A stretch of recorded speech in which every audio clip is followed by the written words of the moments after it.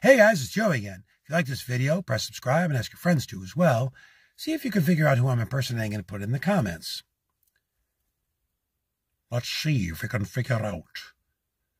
The movie that I did before I died was The League of Extraordinary Gentlemen. I also played James Bond. Shaken, not stirred. For my martini. Old tigers. They go down fighting because when they near the end, they sense it, and they go down fighting. I also played the father of Indiana Jones, where he would try to find a sword, and I would say, it's the sword of Balmum, lost for 1,000 years. Subscribe to this channel. Joey's First Impressions. He is an extraordinary gentleman.